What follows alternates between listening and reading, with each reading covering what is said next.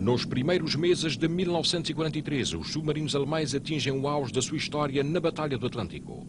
Em operações de flotilha, caem como alcateias de lobos sobre os comboios aliados. Só nesse ano de 43, Dönitz envia 100 submarinos para o Atlântico, 4 vezes mais do que no ano anterior. As baixas provocadas ascendem então a 20%, uma taxa insustentável para os comboios aliados.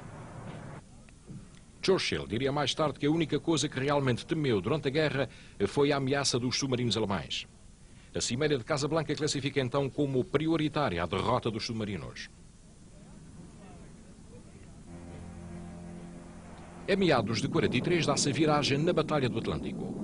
A violação pelos ingleses do código de transmissões dos submarinos alemães, a evolução tecnológica no sistema de radar e a utilização de porta-aviões americanos nas escoltas dos comboios vão transformar os caçadores em presas.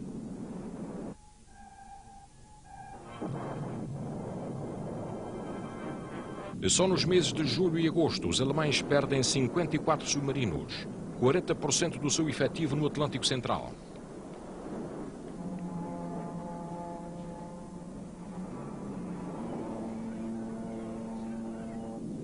Em 1941 era já evidente que os alemães se preparavam para uma guerra submarina e de superfície para impedir a todo custo que os fornecimentos americanos chegassem à Europa. O plano estratégico de Dönitz era espalhar submarinos de uma ponta à outra do Atlântico e pôr termo a essa linha de abastecimento.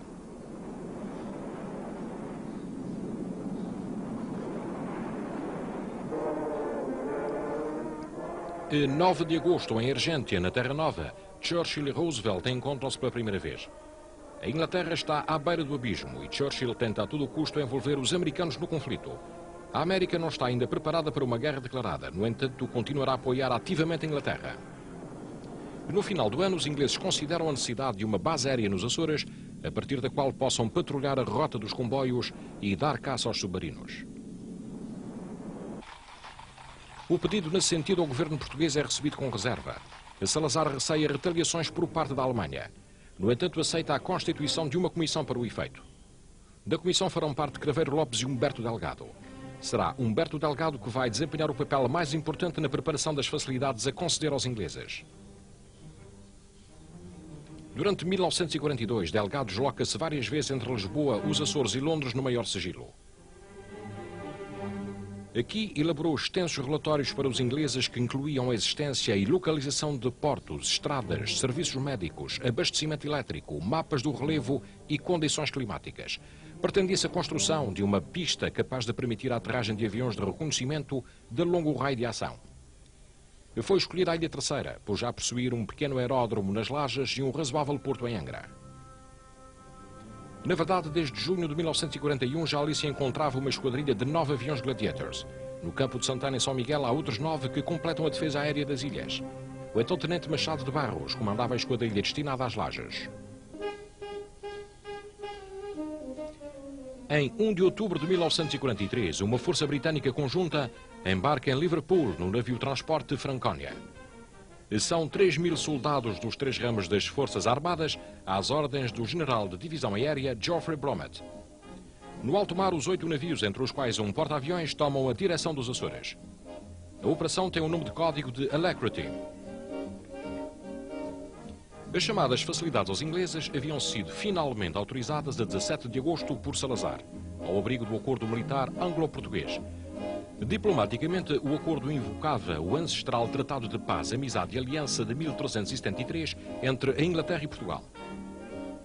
No dia 8 de outubro, os 8 navios ingleses lançam ferros ao largo de Angra do Heroísmo. Um número indeterminado de lanchas de desembarque inicia imediatamente o transbordo para a terra de homens e equipamentos, um espetáculo inédito que os angrenses não esperavam, nem tão cedo esquecerão.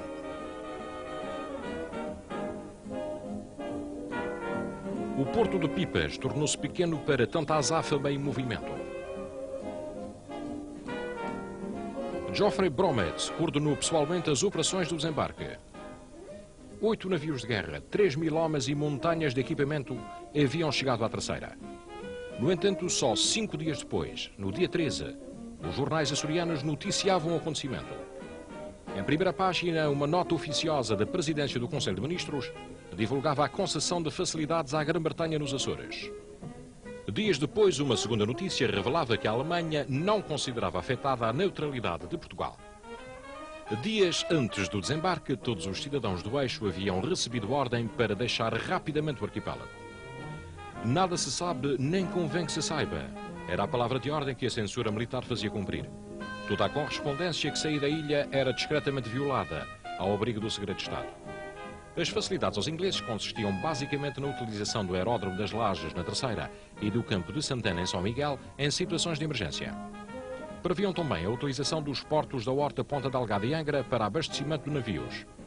As contrapartidas iam desde o fornecimento a Portugal de material de guerra até à defesa do território português em caso de ataque por parte da Alemanha. Ficava também bem assente que os ingleses voltariam para casa no fim das hostilidades. Os trabalhos decorriam a bom ritmo. No entanto, às 5h30, todos os dias, tudo parava para que os súbditos da Sua Majestade cumprissem a tradição de uma boa caneca de chá. A Royal Air Force estava decididamente instalada nos Açores. Os americanos teriam de esperar até 31 de dezembro para, usando as suas próprias palavras, entrarem pela porta das traseiras.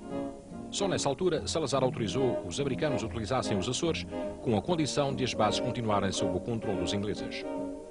Em princípios de novembro, o aeródromo estava em condições de ser utilizado e era afundado o primeiro submarino por aviões das Lajes. Os primeiros tempos na ilha foram difíceis para os ingleses, instalados em tendas de campanha, frequentemente arrancadas pelo vento e sujeitos à chuva e ao frio. Só na primavera de 44 se arranjou tempo para a construção dos abrigos pré-fabricados de chapa de zinco.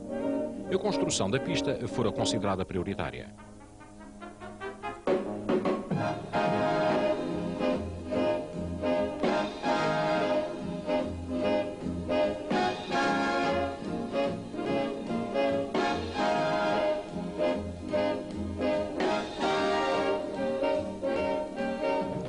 A presença de equipamento nunca visto na Terceira proporcionava contrastes flagrantes com o estilo de vida a que a população estava habituada.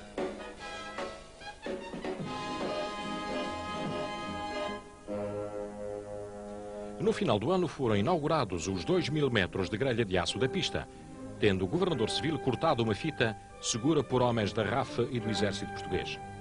A exibição de uma fortaleza voadora encerrou a cerimónia.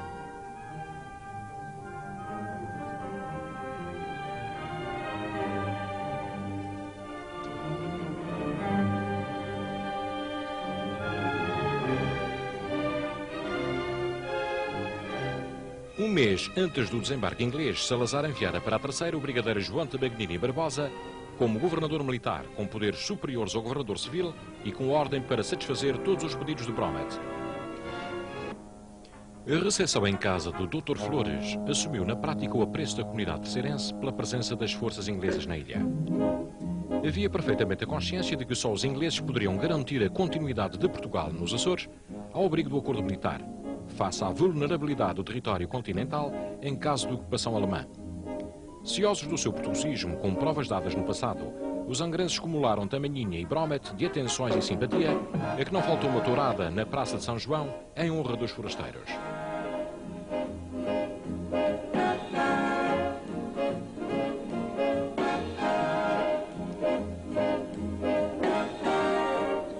A presença na ilha de um considerável número de forasteiros influenciou também a economia local. Mas a presença inglesa nos Açores significava, sobretudo, que uma extensão do Atlântico até então desprotegida e não vigiada podia agora ser patrulhada a partir do próprio local.